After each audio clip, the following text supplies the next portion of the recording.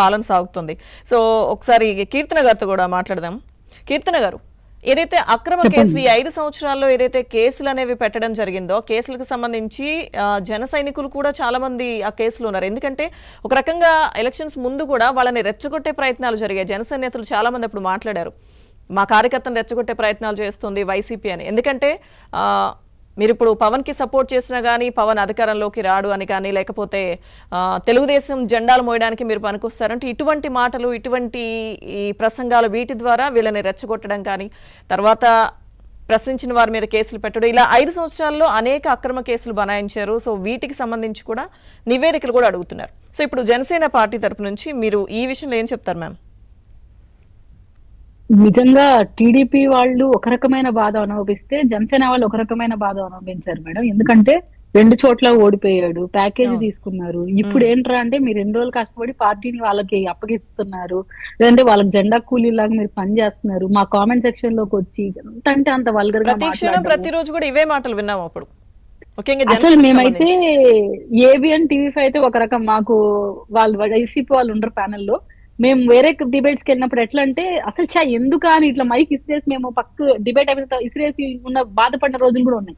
అంటే అంత మమ్మల్ని కించపరిచినా మేము సమన్వయంగా ఎందుకున్నామంటే ప్రజల్లో మార్పు వస్తుంది, ఖచ్చితంగా ప్రజా తీర్పు మాకు అనుకూలంగా ఉంటుంది అని.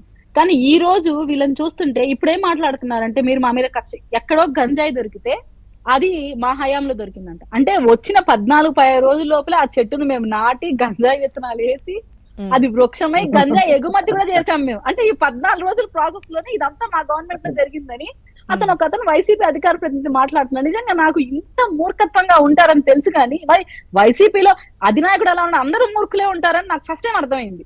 14 రోజులైంది మేము అధికారంలోకి వచ్చేప్పుడు ఆ చెట్టు ఎప్పుడు పెరిగింది, మేము బంద్ ఎప్పుడు ఎక్స్పోర్ట్ చేసాము, ఇంత దారుణంగా ఉన్నారేంటారు. అంటే ప్రజలు కూడా అనుకుంటారు కదా కీర్తన గారు, 14 రోజుల్లోనే ఇంత ఎక్స్పోర్ట్ చేయగలిగారు అంటే అట్లా అనుకుంటే మరి 5 సంవత్సరాలు ఎంత చేయాలని. అదే మేడం నాకు అర్థమవుతుంది. కీర్తన గారు, మనం వైకాపా వాళ్ళు వచ్చే డిబేట్లకు వెళ్ళినప్పుడు వాళ్ళు ఏంటంటే ఒకటేనండి, అలా డిబేట్ కి వచ్చినప్పుడు మరి మేమేం మాట్లాడినా గానీ వాళ్ళు ఒక అబద్ధాన్ని ప్రజల్లోకి తీసుకెళ్తానికి తాపత్రయపడేవారు. వాళ్ళు మా మీద ఎదురు దాడి చేసేవాళ్ళు, వ్యక్తిగతంగా మానసికంగా కూడా మాట్లాడారు.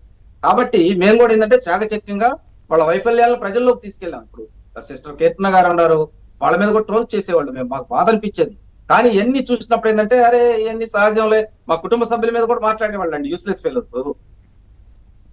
ఇంకోటి ఏంటంటే మేడం, మీకు అర్హతే ఉండదు, అంటే మీరు గెలిస్తేనే మాట్లాడాలి, అంటే మేము అధికారంలో ఉంటేనే, మేము ఎమ్మెల్యేలు అయ్యి ఉంటేనే మాట్లాడాలి. అంటే వీళ్ళు ఎవరైనా నువ్వు అదే కదా అధికార ప్రతినిధే కదా అంటే నేను మాట్లాడచ్చు, బికాస్ నేను అధికారంలో ఉన్నాను కాబట్టి.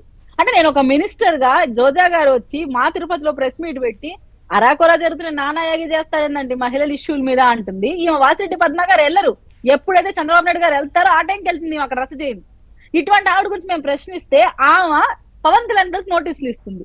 అదే మా మీద ఇన్ని ట్రోలింగ్స్ జరుగుతున్నాయి, మమ్మల్ని ఎంత ఇదిగా మాట్లాడుతున్నారండి మీ సోషల్ మీడియా ప్లాట్ఫామ్ లో, అతను బరా రెడ్డి అనే వ్యక్తి అని మేము నోటీస్ ఇస్తే ఆమె పట్టించుకోదు, మేము కంప్లైంట్ ఇస్తే డిపార్ట్మెంట్ వాళ్ళు కేర్ చేయదు.